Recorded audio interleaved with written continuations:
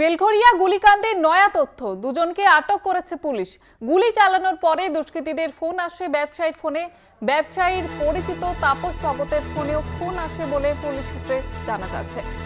এ বিষয়ে আরো বিস্তারিতভাবে জানবো, টেলিফোন লাইনে রয়েছে প্রতিনিধি জয়ন্ত মজুমদার। জয়ন্ত, কি তথ্য উঠে আসছে?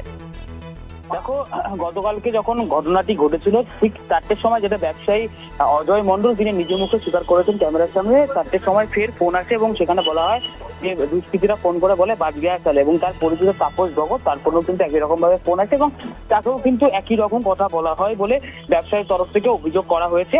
এবং শুধু তাই নয়, এক টিটাগড় যোগসূত্র পাওয়া যাচ্ছে এই ক্ষেত্রে, এই ঘটনার ক্ষেত্রে।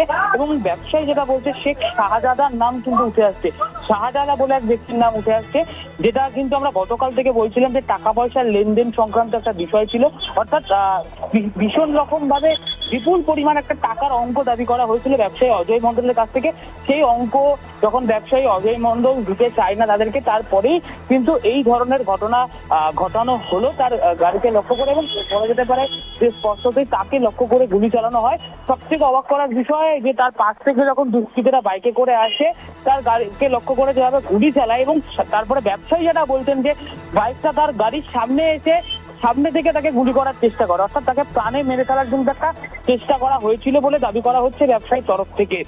আর এই মুহূর্তে কিন্তু ব্যবসায়ী আতঙ্কে রয়েছেন এবং ব্যবসায়ী পরিবারও যথেষ্ট আতঙ্কের মধ্যে দিন কাটাচ্ছেন।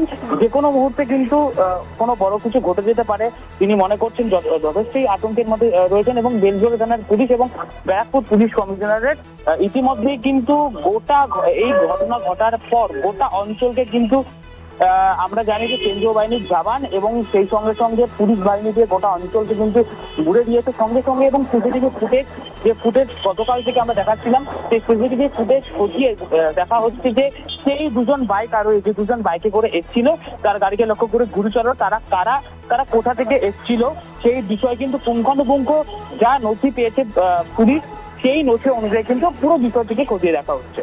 বেশ, ধন্যবাদ জানাবো জয়ন্ত।